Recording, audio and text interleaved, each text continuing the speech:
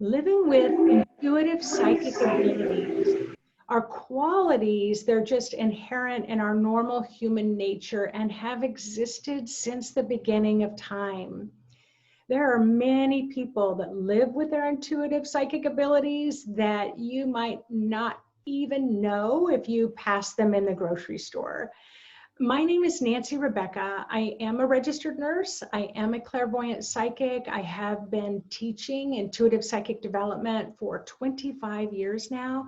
And in this series, I'm going to be interviewing individuals who work with their psychic intuitive ability and blend it and integrate it into their normal day-to-day life. This is my very first interview in the series, so you can look forward to many more after this. But the very first person that I was super excited to interview is Kathy Bales. Kathy, welcome today. Thank you so much for your willingness to kind of come out of the closet and share with us about your personal life. I so appreciate your willingness to do this. Thanks for having me, Nancy. I'm a little nervous to be here, but I'm also pretty excited about the topic, that we can get the message out to the world that this is a normal part of our lives. Yeah, I'm excited. And I'm excited about all the interviews that I'm going to do, but I already know a little bit about you, so I'm super thrilled to have you share that with the rest of the world. So the very first question that I have for you today has to do with, did you know that you were sensitive to energies as a child, or was this an aspect of your life that maybe came in your later years, your more adult years? It was definitely later in life, and I would say I really had my first experience when I was maybe in my early 30s. My sister was really sick, and I was saying lots and lots of prayers, on her behalf. And an angel came to me and gave me some information, and that information unfolded just like I was told. And after that, I really couldn't discount that there was another world out there, that there were spiritual beings. And so I kind of took it from there. So I'm curious about that. I haven't heard this story before. I knew that it was very significant about your sister's illness, but where were you? Tell the viewers a little bit more about, where you were, how that happened. Were you scared? I was, like I said, she was very, very ill. She was in the hospital, and I had went to the chapel actually in the hospital. And I'm not really a religious person. I don't really attend church or anything, but I felt guided to go in there, and I was just praying for her highest good, really, is what it was. It wasn't whether I wanted her to get better, or, I wasn't concentrating on healing or anything like that in my prayers. I just wanted what was best for her. And yeah, and then I could hear, it was just like bing, there was a shift, and I knew exactly. It's kind of personal, so I don't want to tell the exact details, but the information that she gave me regarding my sister unfolded exactly like I was told. And I was quite surprised. It was really a big event for me. So that really is that pivotal turning point in my life where things began to change. It sounds like it opened you up to thinking about exploring the unseen world. Yes, definitely. Okay. So have you always been out in public about your abilities, or do you tend to keep them more private? I kept them very private for a very long time. So that incident happened in 2001, and now we're in 2021. And so I would say I was very private, and only my family really knew about the work that I did until maybe the last 2 years. And the last 2 years, I've been slowly tiny little baby steps at a time, putting myself out more in the public world about what I do. And what made you feel like you needed to come out of the closet? I call it the closet, but just kind of step into your who you really are. What kind of inspired you to do that? It was actually kind of switches things up a little bit for me, but I'll be honest that when I had went through the intuitive mind psychic mastery training, and when I finished that, I wasn't quite, I still was pretty afraid to step out in the public. And so I had a lot of resistance around that. And I was called on a different level to go to South Africa and train as a Sangoma, a shaman. So when I made that commitment to do that training, I also made the commitment to my ancestors to do exactly what they told me to do. And so every step of the way since I graduated in 2019, they tell me this is what you need to do. And then I have a little bit of resistance. I'm like, no, I don't want to do that. But then it's like, okay, I'm going to do it. I said I was going to do it. And yes, I will do it. And so, yes, that's the way it kind of unfolds for me, because there's such a deep relationship with my ancestors that I don't want to disappoint them. And I actually hold that it's a lot of reverence too. So when I have that, when they ask me to do something, yep, it's uncomfortable, but I do it anyways. And so it sounds like they were asking you to be more public, and was there a reason for that? They are asking me to be more public. I started doing like little video clips, and also I actually just put out the other day, I did a reading, a global reading for the community to give some information out. And that's part of my path, is really to start to work with, on a community level. That's what shamans do, is they work with the community. And so they want me to start putting the information out there. And it's not only the information that channels through the ancestor realm for people, that knowledge base, but also because then people can see that I'm willing to step out there and do the work that I'm called to do. And then that helps them feel comfortable in doing what they need to do in their lives also. I believe that is a truth. Wow. So I would love to share the link with the viewers. So later on, can I get that from you and include it in the interview so that people can see it? Sure. Okay. All right. Thank you. So I guess that was in kind of my next question that I wrote up, that it's like, what do you consider your psychic intuitive gifts? And I'll explain a little bit more about what I mean by that. And in what ways do you use them that would surprise people?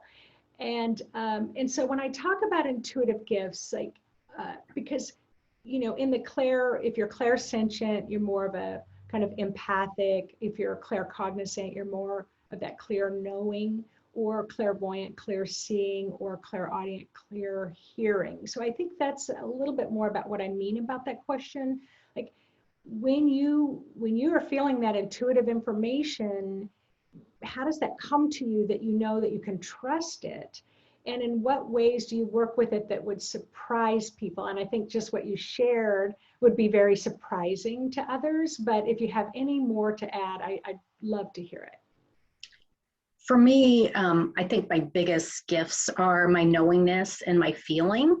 And so when it's like the information comes in, and I was talking to someone yesterday about being an empath and feelings. And I said, it's kind of a hard gift to have, because your body actually is translating the feeling into information for your mind to understand, right? So to me, that's the way that I look at it. So I'm never quite sure whether it starts off as the feeling first or it starts off as the knowingness, but I just kind of open up to whatever way that information is going to come in. And then I kind of just go with that. And I guess in the beginning, I would say I really didn't trust it. And it's only over time of really things unfolding that the way that the information or having validation from someone when you give them information, then that really, it builds your confidence to know that the information that you are getting, you're not making it up. It really is information that is coming in. And I think that's what a lot of people struggle with, that they think that their information isn't valid. And so that's, I think, part of the reason why we're having this conversation to help people know. Right? Yes. Yes. And it's like you're asking that, it's like, oh, I have a million questions, but I'm gonna try to stay on track. And so you had already kind of shared with us about your Sangoma initiation in South Africa. And what I know about that tradition is that it's not like you just sign up for a weekend workshop and go. I know you had gone to South Africa several times, and it was the South African Sangomas, the medicine people that had done a divination reading for you that said you had a calling, and that wasn't easy, was it? No, not at all. It was I thought going through psychic mastery training was hard. Going through the Sangoma training, it kicks it up another notch. Yeah, kicks it up another notch. Absolutely. So yeah, I know that would definitely surprise people about you, because I know you're a mother and you're a grandmother. So let me just kind of move to the next question. What is it like to live with your gifts? So you've talked about being empathic, and I am not as empathic, so I'm always curious about that intuitive psychic ability. How do you live with it? Like just your normal day-to-day life, going to the grocery store, running errands to the pharmacy, visiting other people. Like, what is that like for you? And can you manage it? Can you turn it on and off? I really, managing is a good word to use, because as an empath, you really kind of have to be able to have some kind of filter system. I wouldn't say it's really a filter system, but a way of managing that so you're not taking on everybody else's stuff. And in the beginning, I even actually said, I wish I did not have this gift, because it was hard. It was tough to feel everything around you. And I've learned how to manage that in a way that it doesn't come in unless I want it to come in. So it's kind of almost like a permission thing. And so really, one of the big things that I don't do is watch the news. The news is a really hard thing, especially if there's world events and, all this stuff with COVID and stuff. I tend to read headlines only to keep myself, kind of informed in the world. Is it because you can feel it? I can feel it. I actually can feel one of the really things that impacted me, and when I really realized it the most, was there was a hurricane in Haiti. When that happened, and I watched that unfold on the news, and I could feel all that grief, all that sadness, all, the terror and everything that everybody was feeling, even though I was watching it on TV. So it was just like, being there. So I could really feel it at that level. And that's where I knew that I had to start putting up protection boundaries in order to have that information not hit me that way. And I know, not watching it on TV is part of that protection for me, because it's just some of the grief is just too overwhelming, to even filter out or put protection. But when I go into the grocery store, or, I'm living my everyday life, it just is, the feelingness, the knowingness is kind of like having another sense. It's like being able to see or hear with your ears, or, smell or taste. And that's the way you move through life once you integrate it in part of everything that you do. And so if I am going in the grocery store, and sometimes it'll be like, bing, it's kind of like a little, something I forgot something, and it just pops in my head. Or I might my guides might think I need something and, send me in the other direction in the grocery store and things like that. So, right. Wow. Driving down the road, you decide you don't want to go one way and you're not sure why you didn't go that way, but it's your guidance telling you that it's probably not safe that way. So you start to get that information, and so it just becomes just another sense. Wow. No, I love stories. I love stories. And so the one of the questions that I have, and I think you might have already answered it, but please add to it if it kind of sparks something else for you. But what inspired you to explore your abilities? So I know that that kind of pivotal moment with your sister and the angel visiting was pivotal for you, but what made you decide to explore your abilities and to develop them? I'd really have to say it was because self-healing. It was really about self-healing for me. I had a lot of fear, anxiety. If 20 years ago, I would not have been sitting in front of this camera having this conversation at all whatsoever. I would have been deathly ill in my bed out of fear of, being seen or heard or anything like that. And so I was so afraid and I had so much anxiety, and I was invited to a meditation class. And once I took that meditation class, I wasn't quite sure what happened, but something happened and I knew something happened. And so then I took another class, and each time I would get a little bit more of that self-healing, and, and a little bit of the anxiety would fade away. A little bit of the fear would fade away. And so then I would take another class, and it was probably a good 10 years before I really was able to shed a lot of that. But I'm so grateful. I'm so grateful that I chose to keep going even when it was hard. Well, as a registered nurse, psychic as well, but I've worked with a lot of people.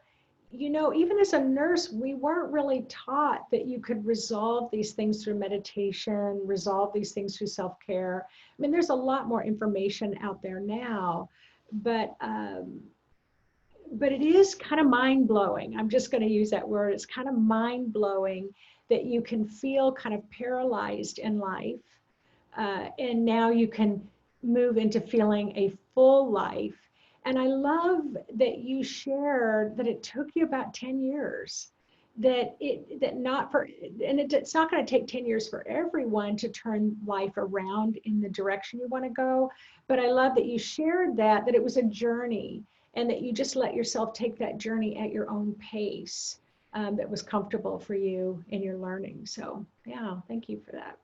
Welcome. Yeah, I had a lot of resistance, so I had a lot to overcome, and that's what I'd really just like to express to people, that it does work. If it takes 10 years, it takes 10 years. If it takes 2 hours, then great. But it definitely works. Well, and this was and a lot of anxieties can be your spirit trying to connect with you, and you have an anxiety or panic attack and you think something's really physically wrong, when in actuality it's your spirit trying to communicate with you. And that's, as a teacher in this, that's what I love for people to learn. It's like, all right, see if you can go behind that or above and beyond that anxiety, and sense maybe it's an intuitive sense that's trying to get your attention. So this other question I have is, what is the biggest misconception that you had, or others may have, about psychics? I didn't really think about psychics a lot, too much about them before I really got into this, but I know there's probably that little background noise that they were fortune tellers, that they're trying to predict the future for people. And that's really not what it's about. After I went through my training, and I realized that it's more about connecting to someone's soul, their spirit consciousness, and to really help them to align with that also, so they can get information for themselves, also for their own self-healing. And so it's really not about telling the future at all. Beautiful. Beautiful. I really like how I think a lot of people have that misconception. Me too. Yeah. And, it's just going to take some time, but we'll get there. So the final question is, are you, do you do readings for people? And if so, can they reach you and contact you? And do you have a website? So if someone wants, they see this video, they really like it, how can they reach you? I do have a website. It's my name, kathybales.net, and I do divination sessions. So I'm not currently doing psychic readings, even though I am trained in that. I actually just do the divination readings through throwing of the bones, like I was trained in South Africa. So that's primary my practice right now. Again, I'm taking those baby steps, getting out there. So this is what I was guided to start with. And you are currently doing those virtually. Are you doing those in person? Not yet. I just do them over Zoom, or it actually can be done just as a distant recorded session if someone actually can't, hook up by Zoom, because there still are some people that have a little bit of technology difficulties that I can actually do the reading and send it a recording through email. Okay, thank you. So I know on your website, it will show a little bit more about the bones divination session. It is a very kind of rare ability. Not everybody knows how to do a divination session. I know the training that's required from that. But I took a look at your website and I love how you explain it. And it is Kathy with a K, Kathy, Bales, BALES.net, did you say? Correct. Bales.net. Well, thank you so much, Kathy, for joining me today in my first interview of trying to normalize, just letting people see that normal day-to-day people work with their intuitive psychic abilities. And then you've got that extra ability as a medicine woman, as a Sangoma, a traditional Sangoma. And I will probably include a link to, like a Wikipedia link if people want to read more specifically about what that is too. So thank you again so much for joining me today. You did really well. Great. I know you were a little bit shy, but you did really well. I'm glad to have been here. Great conversation. Thank you. Thank you. All right.